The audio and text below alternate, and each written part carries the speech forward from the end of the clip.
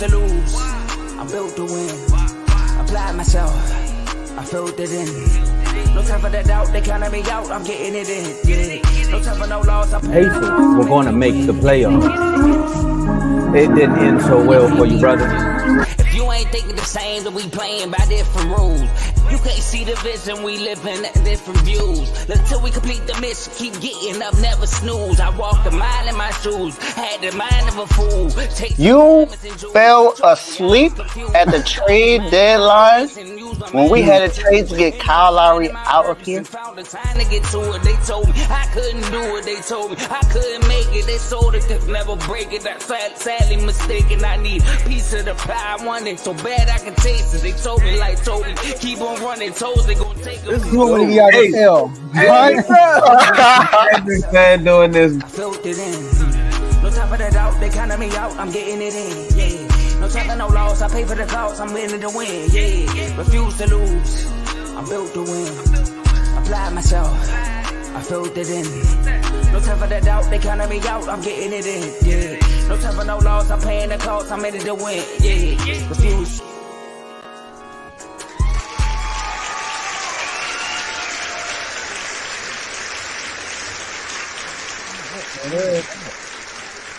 Welcome to Refuse to Lose Sports. My name is Joe Jordan. I'm excited about today's episode. This is our second time, y'all.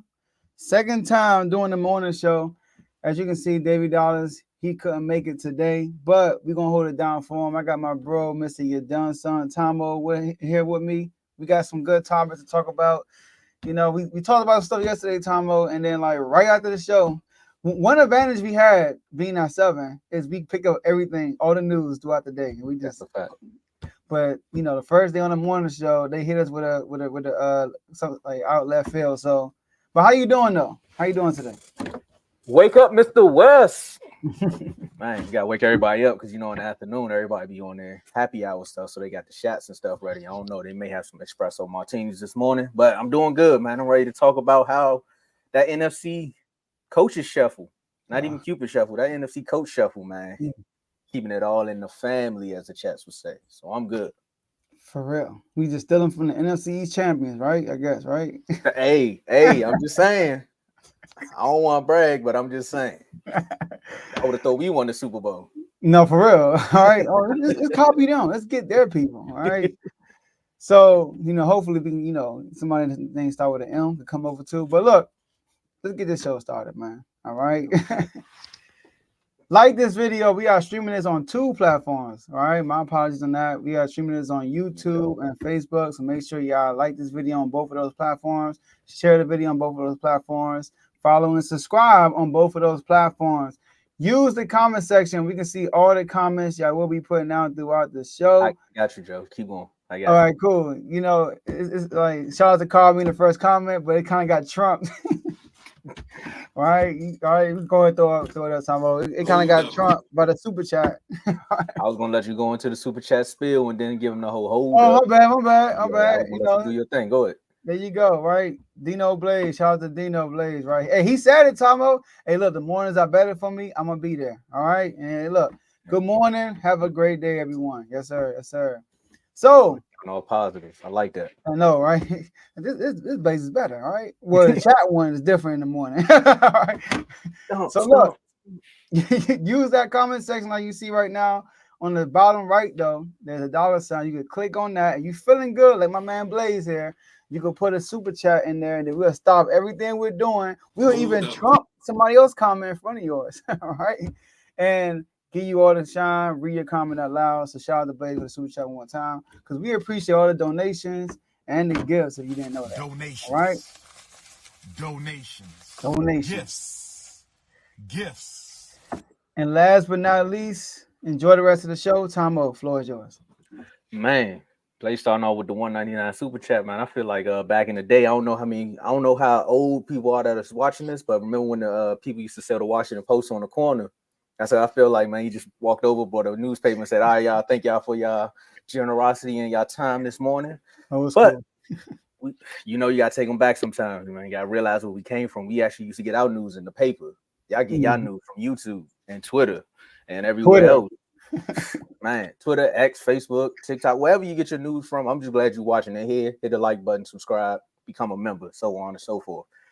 But talk about hot off the presses, man. Fresh off the presses. We went from me saying Dan Quinn could bring all of this to your team, Joe. Like, I know you wanted Ben Johnson. I know EB is there, but Dan Quinn went to a Super Bowl. He lost, but he went. He also went he went as a coordinator with the Seahawks. They won. They lost the second one, but they won the first one. You know, you get your Legion of Boom. You got the young defense. And now he gets a second chance at life, you know? Is Dan the man for the Commanders? I should have said Dan the Commander. That would have been nice. I should have thought of that one. But yesterday, if you don't know now, if you were living under a rock or if you were doing a social media cleanse like some people do, you don't know that the Washington Commanders went back. They went back to back with defensive coaches now. They signed Dan Quinn, formerly Dallas Cowboys defensive coordinator. I don't know how long the actual deal is, but hopefully it's for the long. Yeah, hopefully it's for the long run, Joe. And it's good things in your favor. So let's know. You see? Yeah, to the Commanders.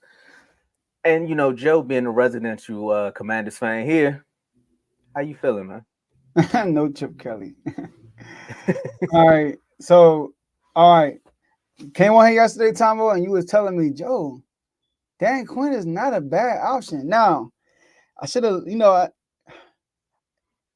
at the moment, all right, I'm like, if I didn't want the Commanders to make a decision because this is what we have left.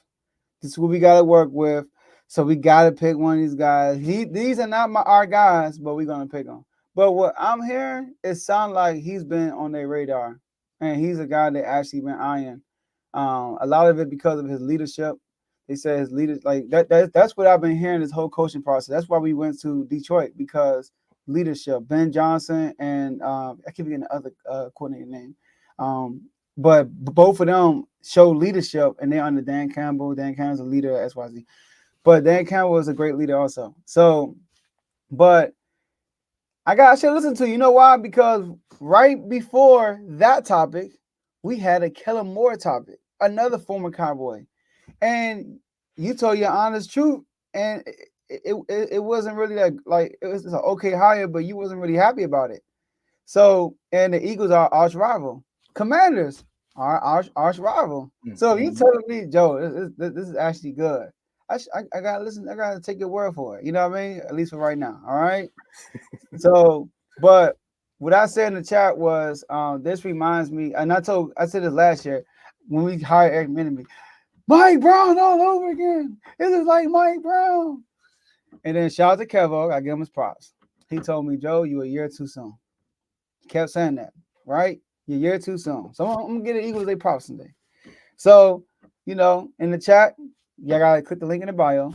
Another voice memo. Hey, okay, you might be right. I was a year too early. This move actually is more like Mike Brown, because when Mike Brown got hired, first of all, Mark Jackson was available, Dan Toney was available, and there were other coaches, but those were the two names that I was like, that's why I want Dan Toney. Imagine Fox with Dan Toney. I was geeking. And then we hired Mike Brown. I was like the Westbrook, what? I was like, what? Mike Brown? So I didn't really feel good about that, because I don't know. I felt like he was who he was because of what's the name? LeBron James. He goes to the Lakers, and then he starts off 1-4 and he gets fired. And I'm like, but he was a defensive coordinator for the Warriors.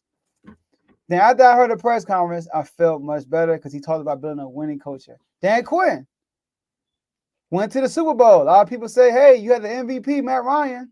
You definitely had that, right? You had Kyle Shanahan. Soon Kyle Shanahan left, start going down, right? When you got fired, you went 0-5. So, but he went as a defensive coordinator. He did change that whole system. Mike Nolan, God bless his soul, right? Came in there and ruined your whole defense. And then he just cleaned that whole thing up. So I feel a little bit more confident, Tomo. I'm liking this move more and more. Now, in 6, I'm going to let you go more in detail because you know more about him, right? In 6 seasons as a Falcons coach, 43-42, Ron Rivera. That's one thing I didn't like. You know, It's an average. but he did go to the Super Bowl. All right. As a defensive coordinator in Seattle, 2 seasons, finished first in yards allowed and points allowed. That's huge. But we also the roster he had, the Legion of Boom, right? In 3 seasons with the Cowboys, the Cowboys ranked top 10 each year in points allowed, twice led the league in takeaways. But since he's been a Cowboy, y'all have led the league in takeaways. So I'm feeling better. And the last thing I'm going to say is this. I saw a tweet, right?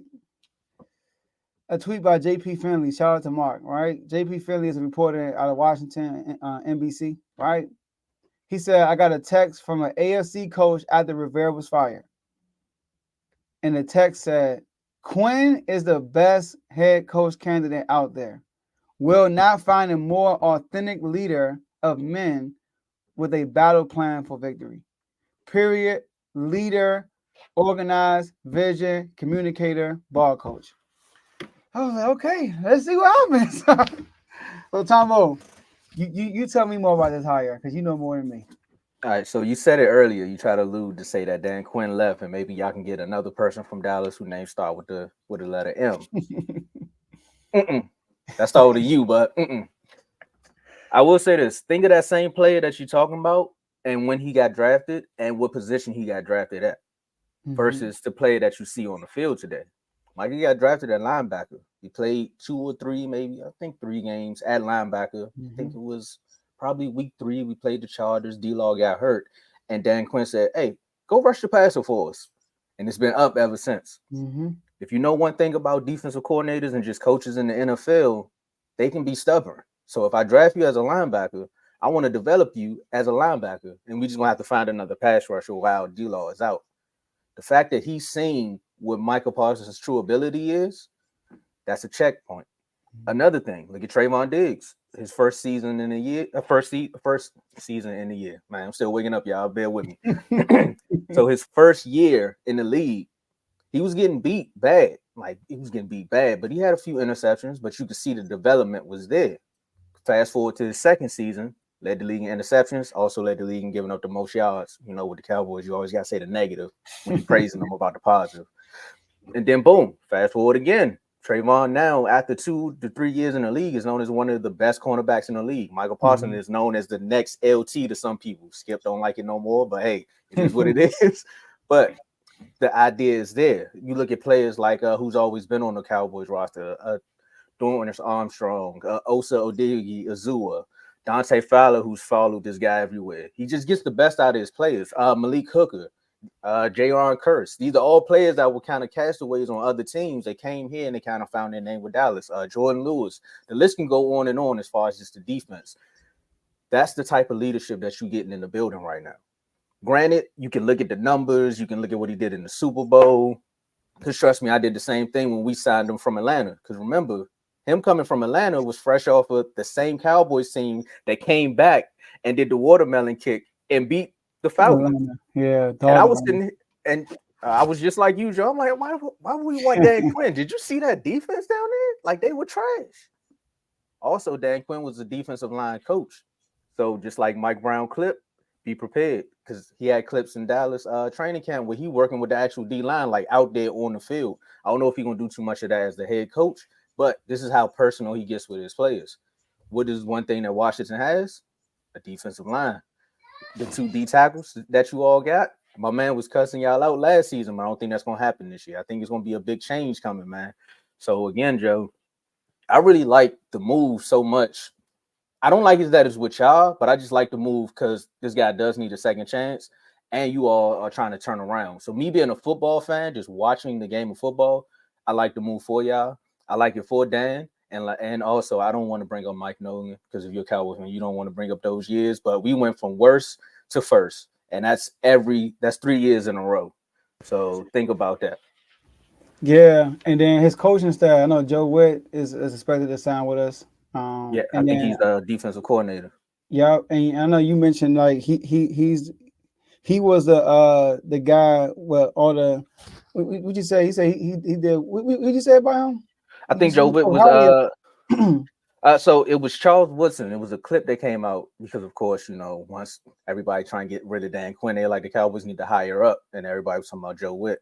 This what made me do the research. I'm like, who is Joe Witt? Why y'all keep talking about him so much? He was like Joe Witt Jr. He was with the Browns. He was with the Packers that year. They went to the Super Bowl, and he was somewhere else. I can't think of it right now. If somebody in the comments know, send it. But Charles Woodson came out in an interview and was like, if anybody needs to be a defensive coordinator, it's Joe Witt. And it was like, why? It was like, because the year he got traded from Oakland, remember Charles Woodson was with the Raiders, and then he got traded to the Packers. He said he made me find my love for football again. Like the way that he was, he was. But he's like, the way that he actually coaches with the team, you actually want to get better.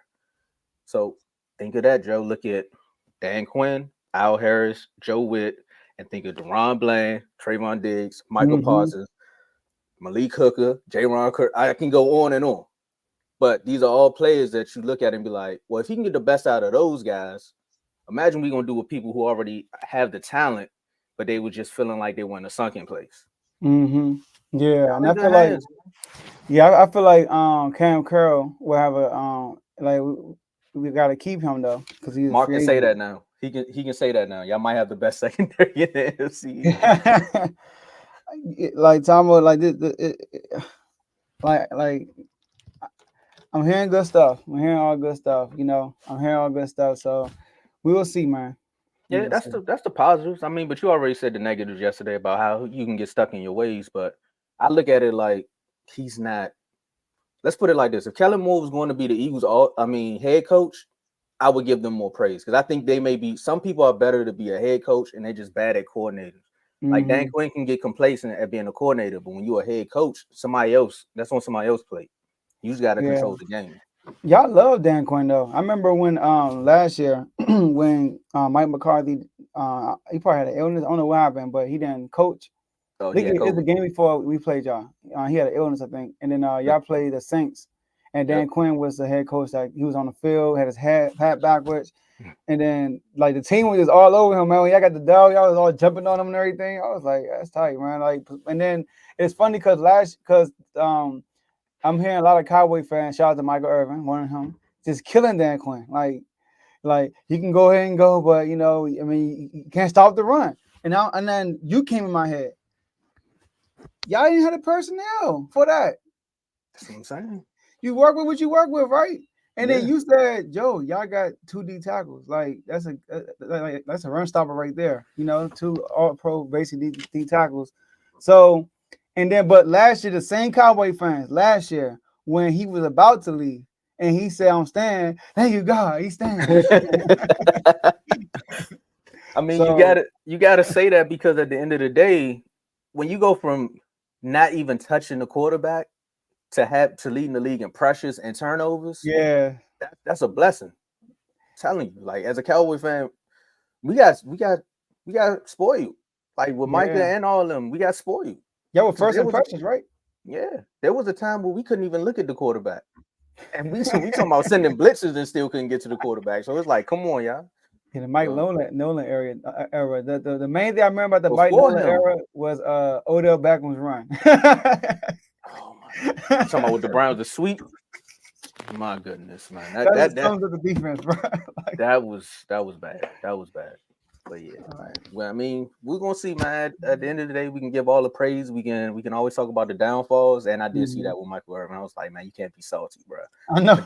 But when I heard Michael Irvin, I was like, but that was me with Kellen Moore, so I can't. I see what he's doing here. So you gotta look at it. You gotta look at the glass half full or half empty. And that's another thing. Offensive coordinator. I'm hearing the Kubiak brothers that's in the 49ers. Gary Kubiak's sons. They both are in the 49ers. I forgot their name. It's 2 of them.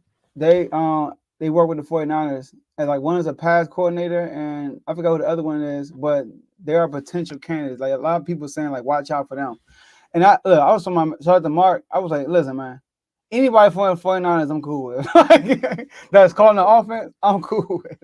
If you Dan Quinn, you want anybody from the 49ers. You can't beat nobody from that tree. You better get him over here. That's his only downfall. He could beat any other offensive coordinator in the league, but when it comes to that tree, they get the best of them. So yeah, man. So We'll see, man.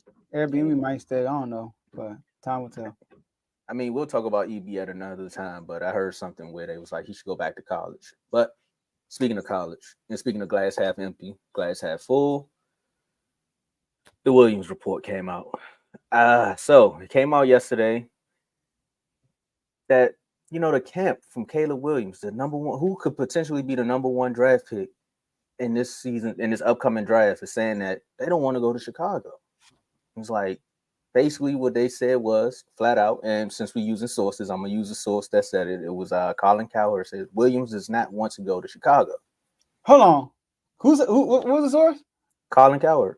Oh Lord, so go ahead. I know, but sometimes when people say things, they could possibly be right. Because it's not the only time this has come out. Like he said it most recently, but this is not the only time. That's why I was like, let me read one of the sources. It's not the first time though.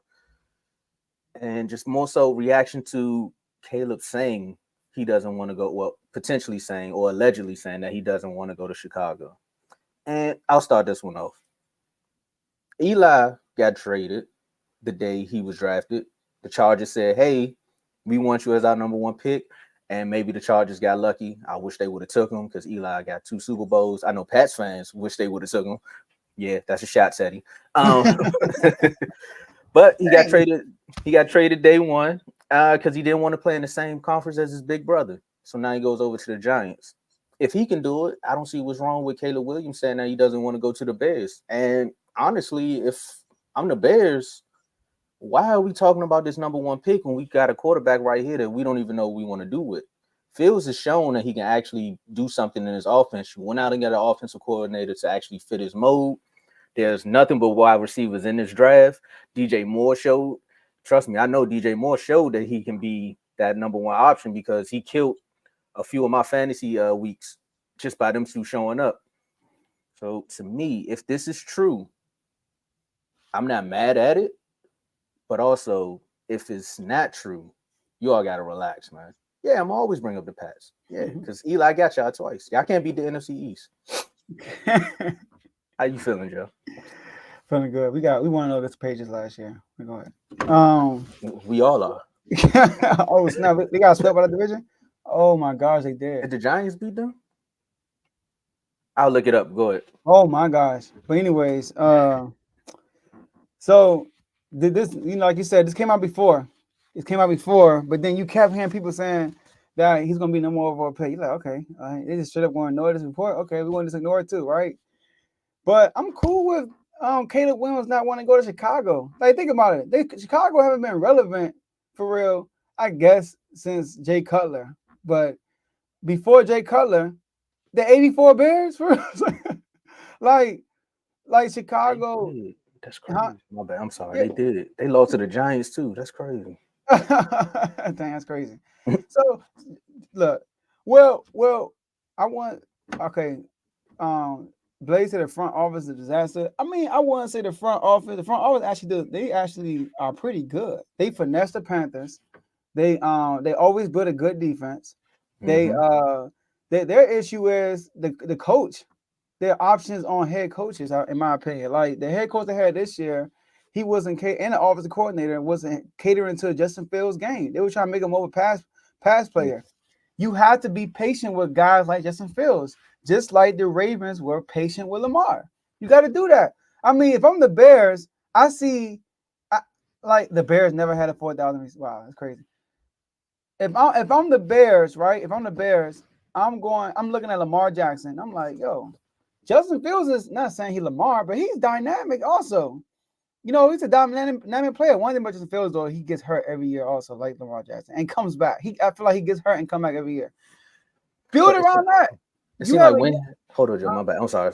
It seemed like when he get hurt, he come back better than he was before he got hurt, though. That's the crazy part. He came back and beat Detroit. Like what? Yeah. So I don't know. Like if I'm now, I'm gonna I would keep Justin Fields. Him and DJ Moore have a connection. Marvin Harrison Jr. Him and DJ Moore, they said they grew up together. That's a connection right there. Do it a Hurst way. You know what I mean? Like you got 2 receivers right there. Your defense, Montez Sweat. Montez Sweat looked good last year. Led the team in sacks, so he did with the Commanders. All right, but continue to build on that D line, that defense. You have an all pro potential type cornerback, right? That could be the potential all pro. So my thing is build with this young core you got. You don't have to draft a quarterback. Use that draft pick and get Marvin Harrison Jr. And then as far as us, I still think we should get Caleb. I think Caleb is a generational talent. I think Caleb is going to be a superstar in this league. I think he will be one of the best players in the league.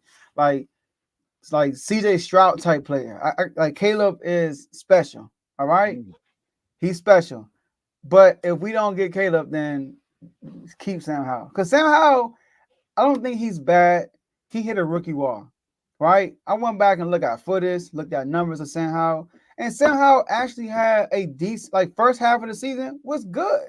You know, like the Cardinals, he had a couple of rookie mistakes with the turnovers, but he overall played good.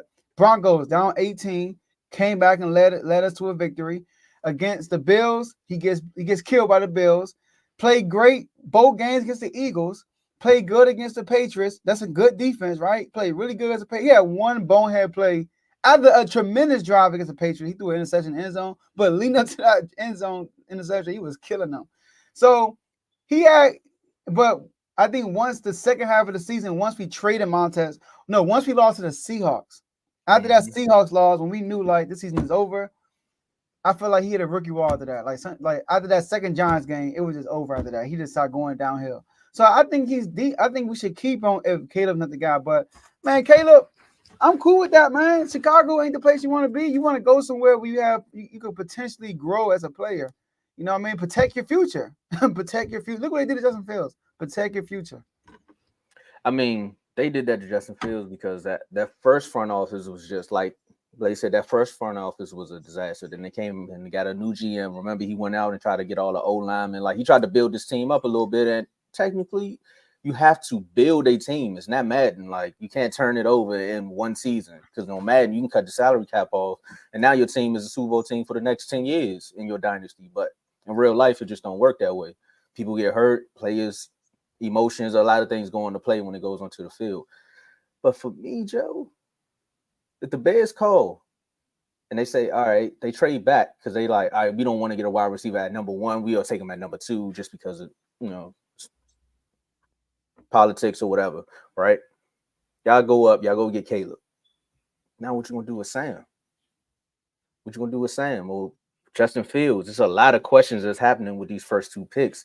Technically, I know the league wished that the Patriots was in the top 3 because now we know they need a quarterback. So it's like we ain't even got to ask no questions there. But when it comes to these 2 teams, you kind of already have your quarterbacks for the future.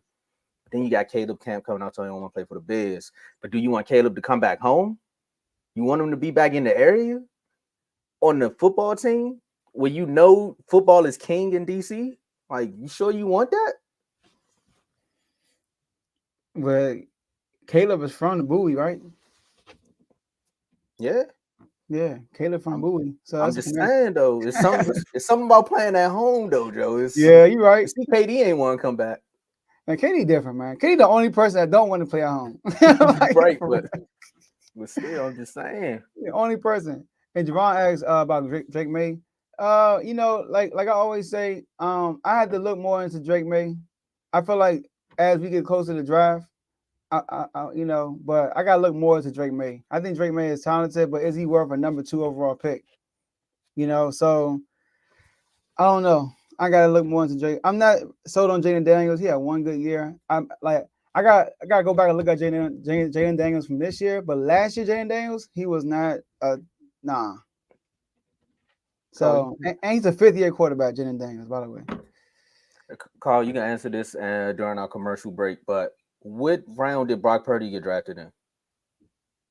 So again, the pick doesn't mean anything. It's just about what the coordinator is going to do with that quarterback. See, the thing about Sam Howell is that ownership got nothing to do with Sam Howell. None of the players. Huh? They don't got nothing to do with none of the players, actually. Yeah. So they have no issues get rid of Sam Howell or make Sam Howell just sit. They have no issue with that because they didn't pick him. Like, if they picked them and then it's like, okay, bro, like, why would you draft them if you're gonna? But he a 5th round pick, like Carl said, though, 5th round pick. I mean, you could throw it away, but it happens. I'm going off of what you were saying about why you should keep Sam. So I'm But saying, remember, Brock Purdy, after the season, Trey Lance still had a job, right? And then Brock Purdy beat him out in training camp. Isn't that what happened?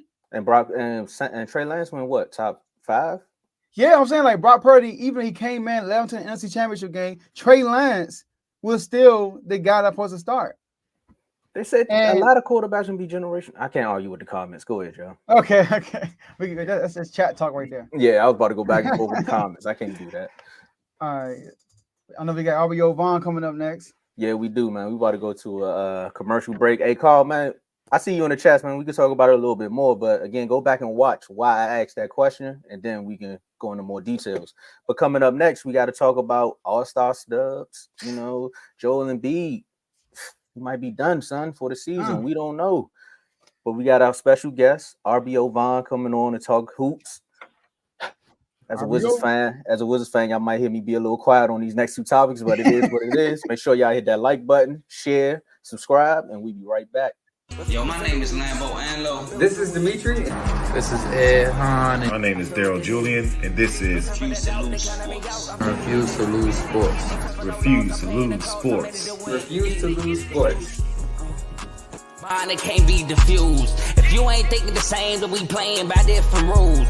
You can't see the vision, we living at different views. Until we complete the mission, keep getting up, never snooze. I walked a mile in my shoes, had the mind of a fool, chasing diamonds and jewels. Trust me, I was confused. Started minding my business and used my mind as a tool. Ended up finding my purpose and found the time to get to it. They told me I couldn't do it. They told me I couldn't make it. They sold it, could never break it. That's sadly mistaken. I need a piece of the pie. I want it so bad I can taste it. They told me like Toby, keep on running toes, they gon' take them. Refuse to lose, built to win. Apply myself, I felt it in.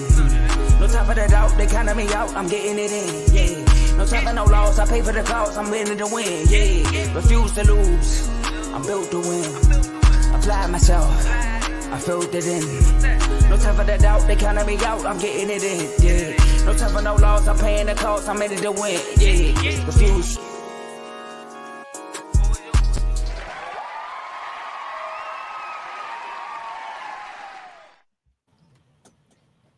We back. Had to give him a little suspense, you know, on the call and this right quick. We back though. We told y'all, man, this second block is all NBA, so y'all make sure y'all prepared. Oh my goodness, bro, we don't care about that, man. Jesus Christ, Carl, man, Carl, I gotta come prepared too, because Carl gonna be ready for battle, man. But we got RBO Vaughn joining the panel, man. What's going on, man? Not much, fellas. Thanks for having me on. It's been a while, you know. Your boy here though. Let's get active. Let's get it. Hey, just like Bud Crawford told Spence, man, let's get active. So it's about to get ugly. So the first thing we gotta talk about, and J-Mo, I know is this one. I know this pains you, but Joel Embiid went down last night, man. The 30-17 Philadelphia 76ers, man, the center, after winning the MVP, suffered a torn meniscus.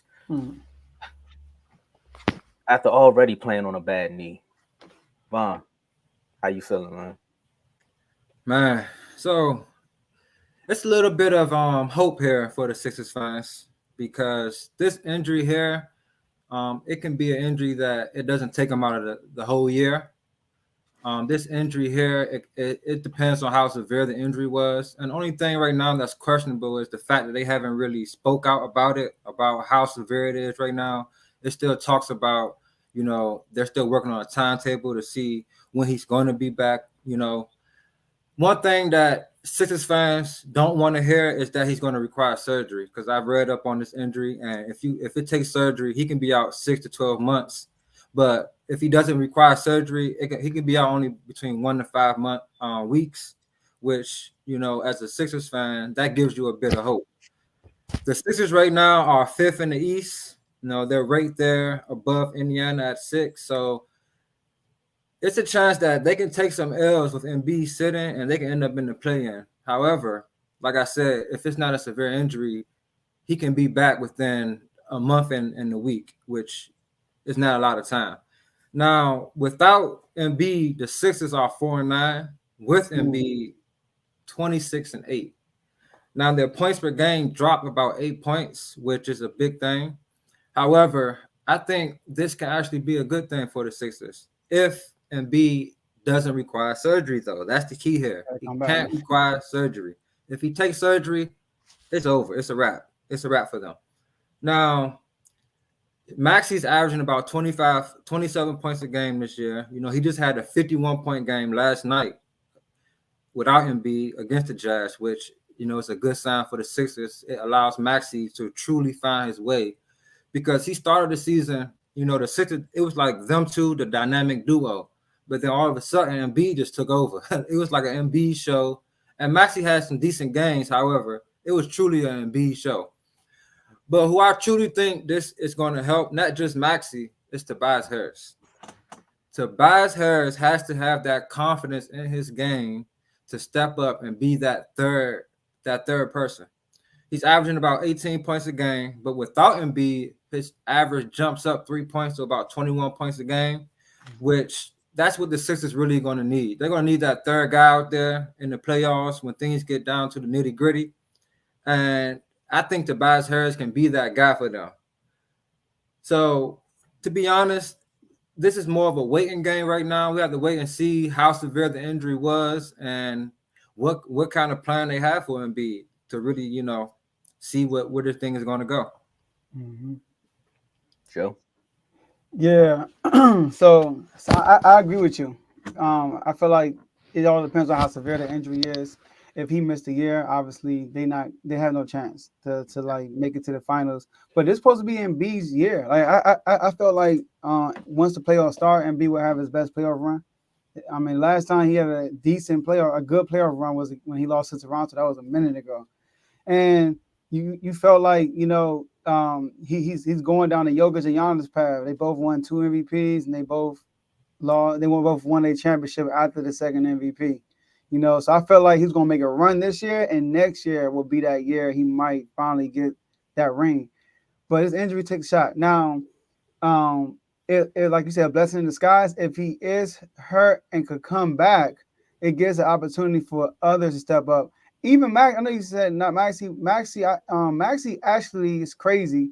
He averaged less without him. He's shooting worse without Embiid than he is with Embiid. So this is a good opportunity for him to find a better rhythm without him being on the floor. But like I agree with you 100%. Tobias Harris is an X factor to all of this. It depends what Philly does because they still can trade him because he's on the last year of his contract. They can get a lot back for him. Somebody can pick that contract up. It could be an expiring contract for next year, all that good stuff. But if they can still keep Tobias, this is like a pivotal moment for Tobias Harris. And I feel like when he's, like you said, when he's not in the lineup, he does a great job. I still remember he almost dropped 40 on us when Embiid wasn't there. You know, so but this is a huge blow for Philly. And then there are also rumors saying that, pretty sure Tom is going to talk about this probably, but rumors saying that he only went out and played because of the scrutiny he was receiving for missing games. So that right there is, if that's true, you know, it's kind of like, you know, don't follow the media, don't follow the news. If your goal is to win the championship, right? Have a tunnel vision, tune all that stuff out, go with your game plan. Now, I do think that he was hurt this time for Denver, but in the past, I thought he could have played in Denver. But the past stuff kind of hurt him in this situation when it's actually probably real that he can't play. So, yeah, that's my take on that. Yeah, now I was going to allude to that because, you know, he said he already missed 3 games because of left knee soreness, right? So that probably is what led to once Kuminga fell on him, it tore because it could have been a sprain or it could have been a fracture. I don't know. Maybe my athletic coach or athletic doctor, Carl, can let me know more in the comments. But it could have been that. And this goes back to what Ty issue was about what Halliburton said. Remember? About if players are actually hurt, why are y'all enforcing this rule that they can't get their awards if they don't play a certain amount of games? I think they got to play. They can't miss no more than 17 games, right? Yeah. But if they're actually hurt, like you see an MRI report come through that they are actually hurt, no non-COVID illness that they sitting out for, then I think they should still be eligible for their awards or anything like that. But again, it's forcing players to go back out there. Left knee soreness, they like, man, just ice up and go back out there. You know how old timers is, man. I walk to school in 15 feet of snow. Y'all out here act like y'all can't take a foul nowadays. And that's probably why he went back out there. And now look, the season might be over. The 76ers may be looking to either still try to they can still make the playoffs, because at the end of the day, you got the Pistons in the Eastern Conference. Like, you can make the playoffs. But who's their backup? That's what I wanted to ask y'all. Is it Mo Bamba? Paul Reed. Paul Reed. I ain't gonna lie, he been balling. So again, this is a moment when coaching really comes into play, where it's like, okay, you got Tobias. Technically, I could see Tobias getting traded to bring in someone else. I mean, or he could step up. They might give him 2 games. The trade deadline is like almost next week sometime. So he got at least 1 or 2 games to prove that he could be that guy. Other than that, they're gonna make the phone call and see if they could build some pieces around Maxey. But it's just probably not the 76ers year this year. So I want to. It's funny how you said that about the old heads. Hey, Joe, remember Gene used to say, we used to be like, it's cold. He's like, y'all soft. Shout out Uncle Gene, man. He a diehard Cowboys fan too. But I got a proposition for the NBA to solve this problem with the 17 games thing. You know how like at work you get like sick leave, things of that nature. Maybe they should give them extra days for if they actually have an injury, like you say, if an MRI actually come out and it says that they're actually injured, instead of having those, he's off for personal reasons, or like you said, non-COVID illness and things of that nature. Because like you say, people are really hurt, and that's probably how like most meniscus tears and things of that nature, it happens due to like wear and tear and stuff like that, or freakish things like that. But like you said, he was already had a sore knee, so it's like, why go out there and play when you already hurt, you know? And you're not a small guy. You're 7 feet two something. Like, that's a lot of weight on your knees, and your meniscus is what helps manage all that weight on your knees. So, but another thing though, like I spoke to this with Jamie on the chat, like Embiid holds the ball too long. He stays around the perimeter a little too long, and that allows for things like that to happen. You know, if you watch that play, I think it was Tobias Harris who came on the curl on the 3-point line, and he faked the pass and tried to back down Draymond from the 3-point line, and didn't see Kuminga come from behind him and steal the ball. Now, his play style allowed that to happen. Now, it was a freakish accident, of course, but if he's in the paint more where he belongs, you know, like their offense is so much like Embiid just hovering around the mid post waiting for the ball, and then he gets the ball, double comes, he passes it, or if a double don't come, he shoots it. Like his style of play needs to be a little bit quicker to me. And if his style of play was quicker like there, if he would just gave that ball to Tobias and then repost it in the post, none of that would have happened. It was a freakish accident, you know what I'm saying? You know, things like that don't always happen, but I just feel like his game just needs to that just speaks to how his game is played as well. He needs to speed up. And then, I agree.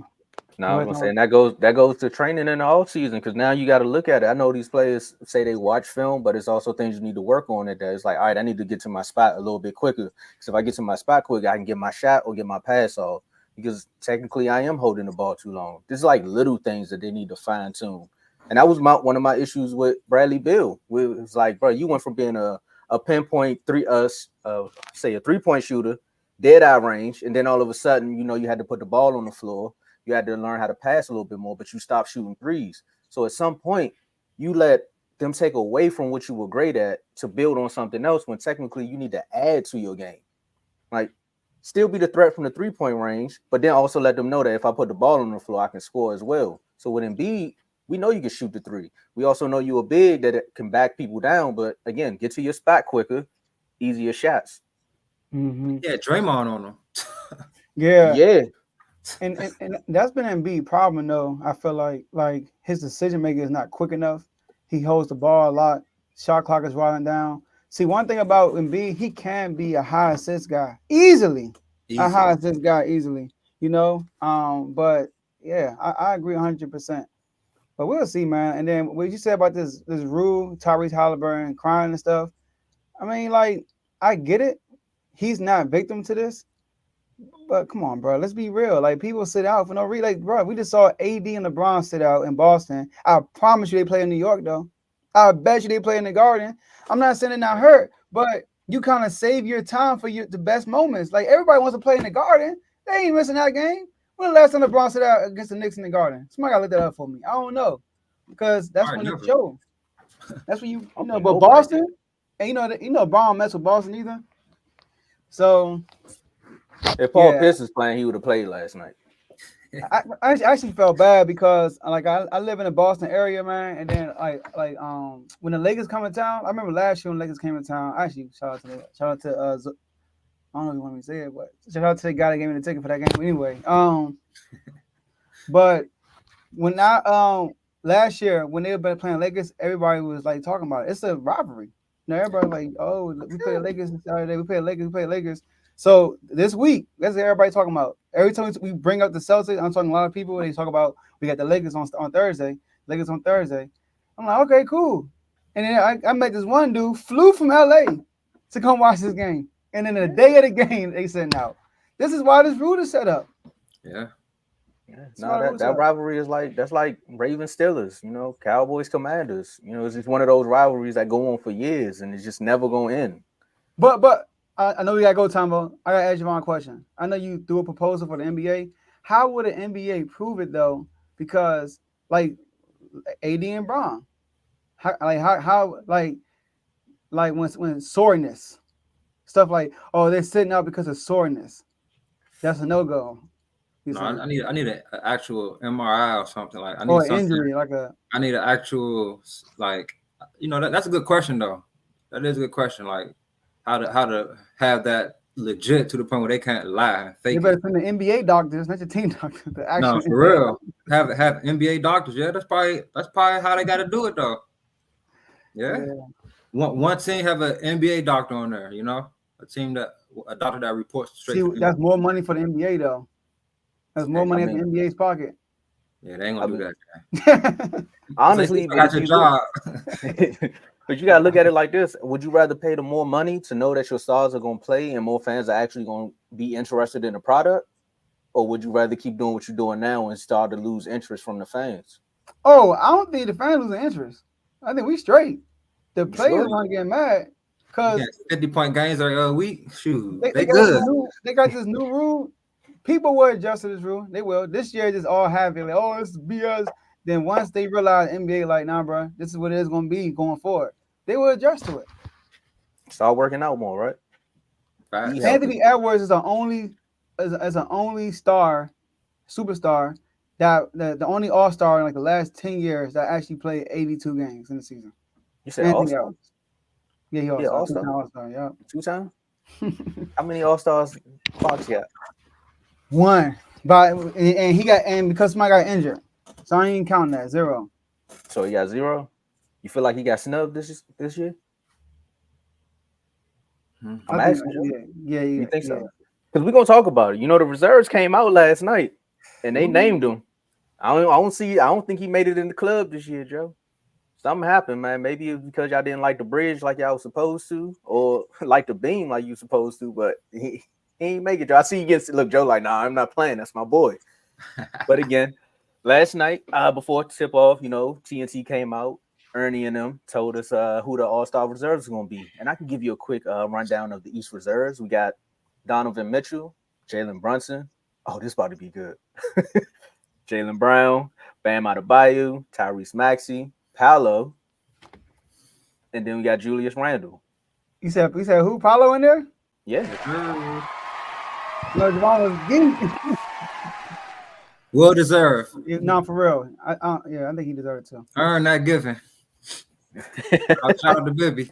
Hey, he might show up all of a sudden as soon as you said that.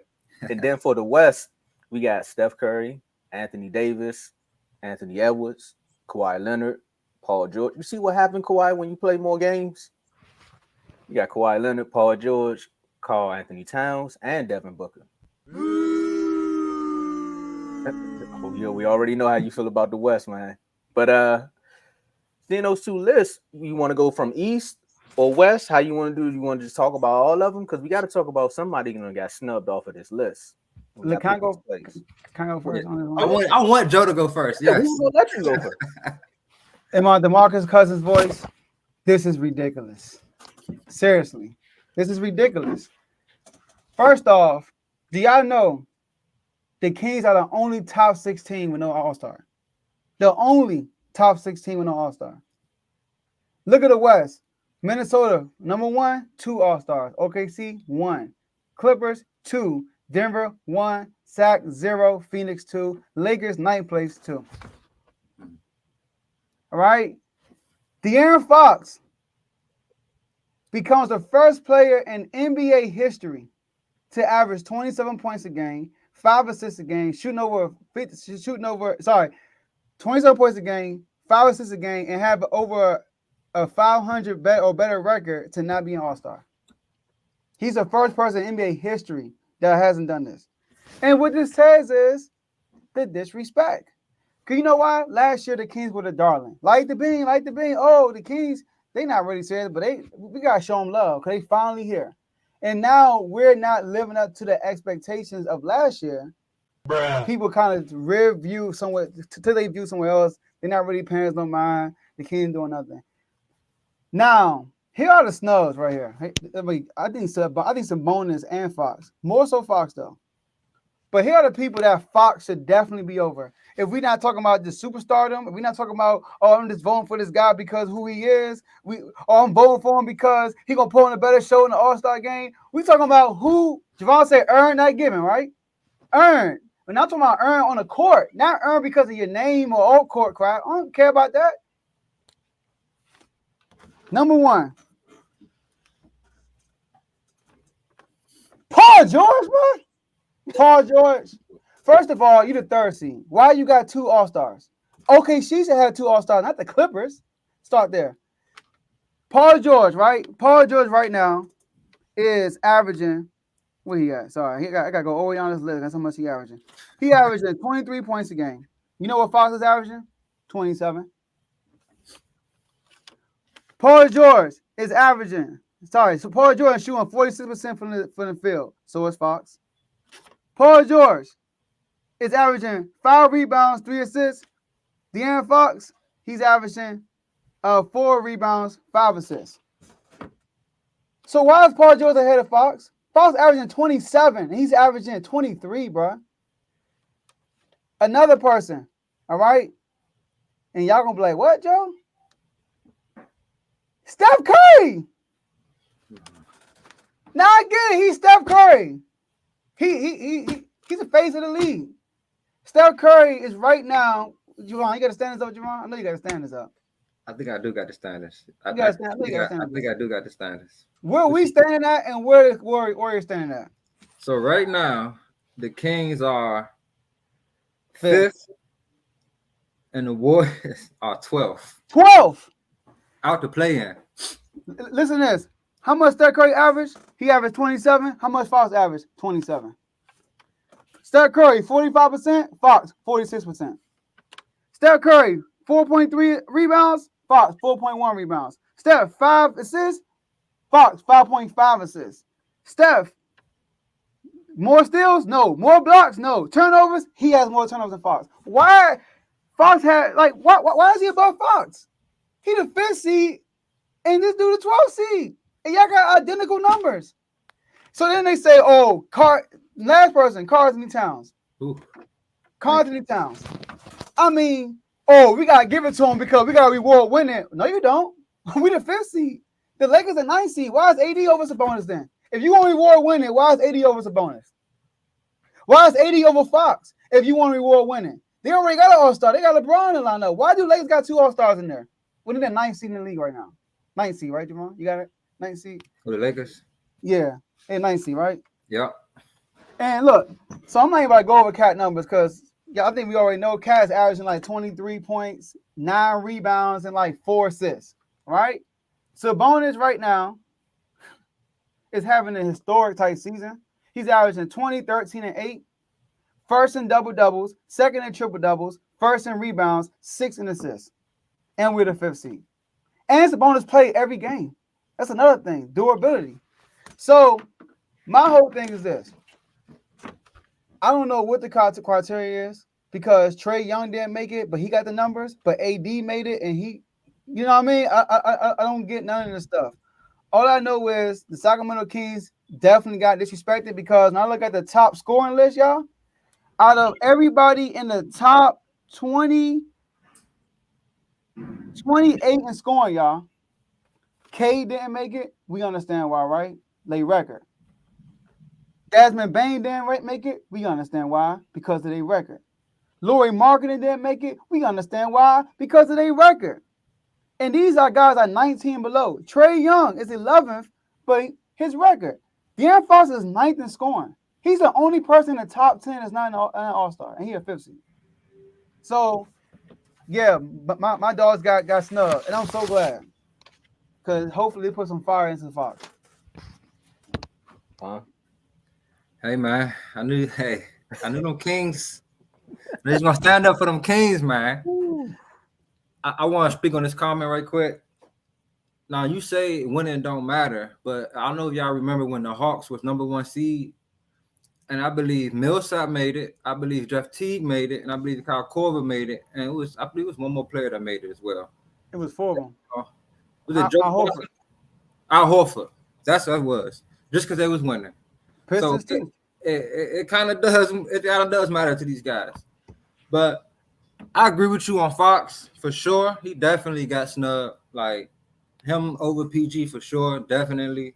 Like, but I'm gonna go to the East. You know, you handled the West. You did your thing. I'm gonna go to the East. I know who you got. Trae Young. Yup. This is my guy. Yup. Trae Young, averaging 27, 11 assists. Right now, the Hawks are 10th in the East right now. They don't have the greatest record. But, you know, there's only 4 players that has more 30-point games this year than Trae Young. And those 4 players are SGA, Luka Doncic, Embiid, and Giannis. Those are 4 players that are MVP candidates. And then Brunson is tied with them, and then you have Curry right behind them with Durant and Jason Tatum.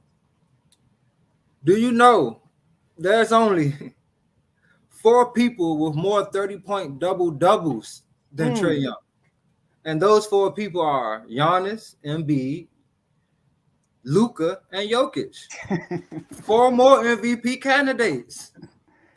Now, I don't understand what the NBA doing because, you know, when you think of All-Star, you think of flashy, you think of baller, you think of bucket getter. And what else is Trae Young? He has to handle, he has to flash, he has to passes to throw it off the backboard, between the legs, alley-oops, all that kind of stuff. That's what you want to see. Mm-hmm. Now, the player I think he should be in over, Jaylen Brown. Oh, for real? Jaylen Brown's averaging 22 points.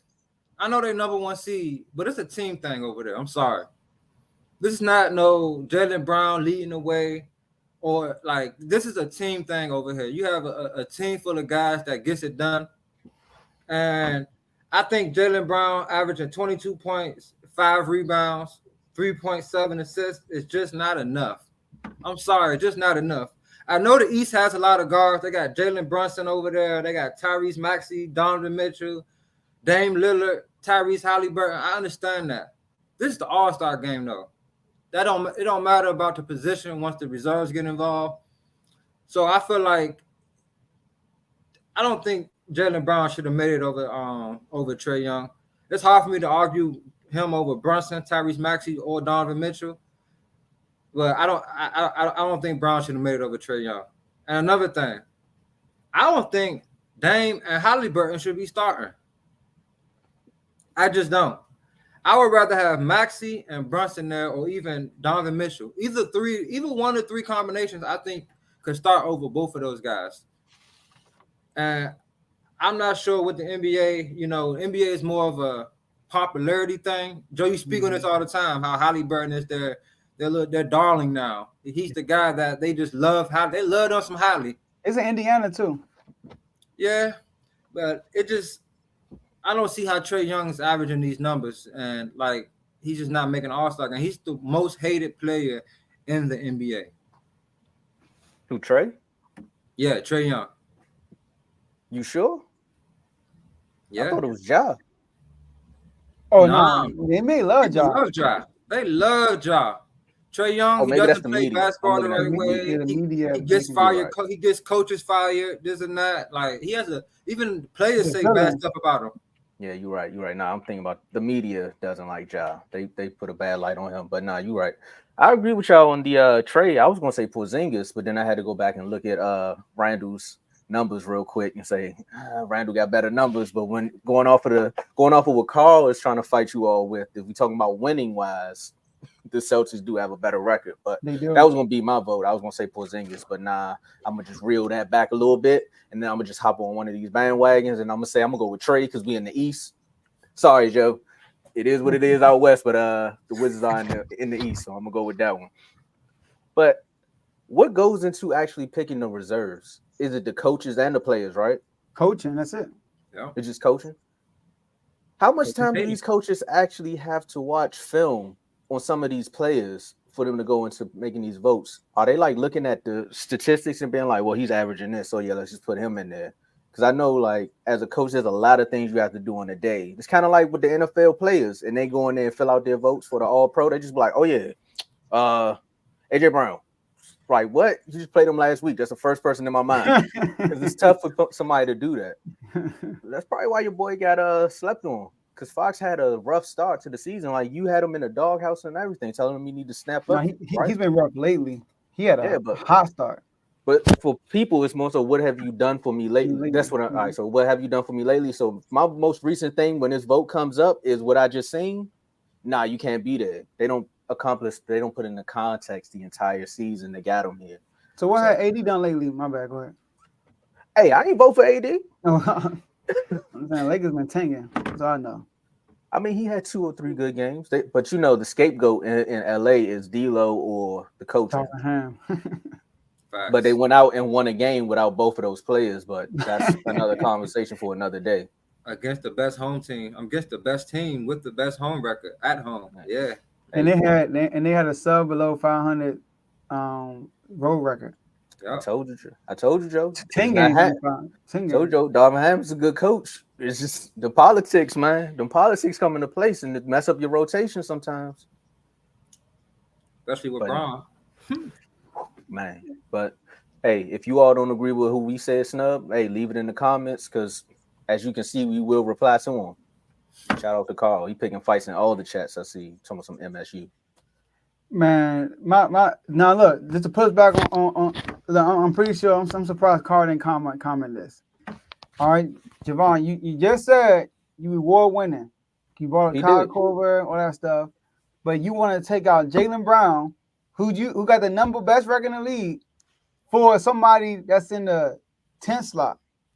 No, I didn't say I reward winning. I would just say the NBA. The NBA does it, and they've done it before, you know, and that's the reason why some guys make it over other guys because of more team success. I do think you reward. I reward winning too, to a certain extent though. Like, I'm not about to just give you 2 people because you got the number one seed. Like I'm not going to do that. You feel me? So, like last year, Jaylen Brown deserved it. He averaged 25, I think. Like Tatum averaged like 28, and he averaged 25. Yeah, y'all both automatically gonna make it. Y'all number 1 seed right now. Like, go ahead. All right, but 22, Anthony Towns, bro. I think they called him that 62-point game that he took an L in. Like, he took a slug, bro. He took an L that game. So I'm just upset because Fox is the first player in NBA history, averaged 27 points, 5 assists with a 500 or better record, 5th seed, and that makes it an All-Star game. First time. And we're the only team in the top 6. We're at 5. Now we're not even we're top 5. Top 6 that don't got an All-Star. Yeah, that's a sign. Politics. I hope if somebody get hurt, they don't pick us.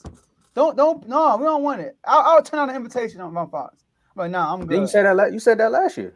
Yeah, and then they gave it to Fox, and Fox accepted it. I'm like, bro, I get it. It's your first All-Star. That's probably why. But this year, I'm not even because you got to accept it. Yeah. Like the Pro Bowl, right? Yeah. I'm not doing it. I'm gonna stay in the lab, and we're gonna make this run second half of the season. That's exactly what I'm gonna do. Do you get paid more money if you are alternate? You get a bonus? I don't know. Maybe if y'all win the All-Star game, but you don't need that money, man. Go in the lab. Hey, I ain't gonna sit up here and say you don't need that money. I ain't gonna be that guy. All NBA give you more money. I'm just saying though, Joe. Go in the lab and become a little all extra NBA. funds never hurt though, Joe. You're right, though. You're right. Yeah. Like, get it all, player. Yeah. Mike Brown, coaching staff. Everybody, here you go. Go ahead. Now you want me to take away my money? You can go get it from the NBA. Like, hold up, Joe. Why you gotta get my money? The NBA got money. They got Amazon deals and stuff. Go steal that from them. Don't take my money, because I might get fired next week as a coach. I need this. With the owner. There we go. All right, that makes sense. Let me talking. There we go. Vivek. Hey, Vivek. Write my man a check. Tell him to stay home. But never mind. We gotta get out of here first thing in the morning. The evening episode, I could have got that off, but I ain't gonna say nothing. All right, last word. First of all, I appreciate RBO Vaughn being on. Always a pleasure. But I'm gonna make my debut on RBO next week. Y'all stay tuned for that. Yes, so, sir. Man, Caleb, appreciate you, bro. For real. Dan Quinn, hey man, I'm waiting for that press conference today. Hopefully it's today. I'm listening to you, Josh Harris, Adam Peters. I'm gonna see what y'all gotta say, man. I'm dead serious. Hey, Kings, I hope y'all listening.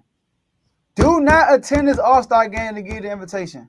Vivek, write my men a check. Cause they go, if two people get hurt, they the next two in line. They gotta be. Write them a check. Y'all stay in the lab through this All-Star break, and y'all come back with vengeance. Because Fox been chilling, and we're the 5th seed. Like, if Fox play is how he supposed to play, we higher than the 5th seed. But he literally I really think something personal is going on. Because when they asked him about him not talking to the media, he literally dismissed the question. That's not him. He like, next question. I'm like, what's going on? Like, I think something behind the scenes is going on personally, not with the team, but like personally. So, but come on, man. Come out with vengeance, bro. You always come out the All-Star break averaging like 32, 33. You be going crazy at the All-Star break for like 8 games straight. Do it even better this year. Show these dudes what the beam look like. They're going to be missing out on the All-Star game. Even though y'all slummed the All-Star game last year, I get it. But, yeah. Mike the Bean, hashtag swiping season. Shout out to the All-Tour Network and family. Hey, piggyback off what Joe said, man. Shout out to everybody on the network. As you can clearly see, we can interchange with all sports. Like, it don't matter what we got going on here. We can talk baseball, boxing, basketball, college sports, even if your team wears green and white. But, we talk about everything. Fantasy football, it's all there. For my last words is more so, hey, just keep tuning into these morning episodes because they're going to get better and better. It's making your traffic drive or your early morning commute a little bit better because I'm telling you, the debate's going to get better. The entertainment going to get better. We're going to upgrade the soundboard. It's a lot of things. I'm making a lot of promises right now. But if y'all haven't noticed, over the last 2 years, R2L has improved a lot. So whatever we say we're going to do, we're going to do it. Go ahead, man. My last words. Appreciate y'all for having me back on the main stage. You know what I'm saying? It feels good to be back on this thing. RBO Vaughn has a new schedule for you guys. Every Monday, Wednesday, and Friday at noon, I'll be going live with an episode. So mark your calendars because we're going to be lit. For my Magic, shout out Paulo, first time All-Star. All we're going to do is keep going up from here. Top 6 seed, we got to get there. Team effort. It's a team effort, though. For my Steelers, new OC, Arthur Smith. Hey, man, when you was with the Titans, you did your thing. You had Tannehill looking great. He had 28 touchdowns, 6 interceptions, something like that. We got the running game behind us, and that's a strength for you, too. So, let's see what you do. But shout out to the network, man. And thanks again for having me on the main stage. I actually like that Arthur Smith move too. Yeah. All right. Let's get it. That's all we have for y'all today. And we'll see y'all next episode. Peace.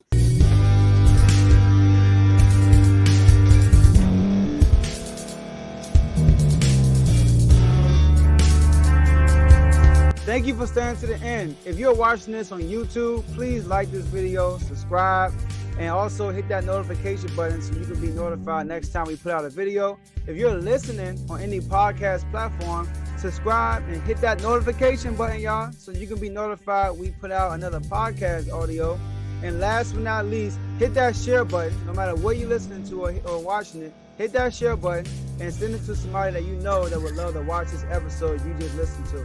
So once again, thank you for staying to the end, and we'll see y'all at the next episode.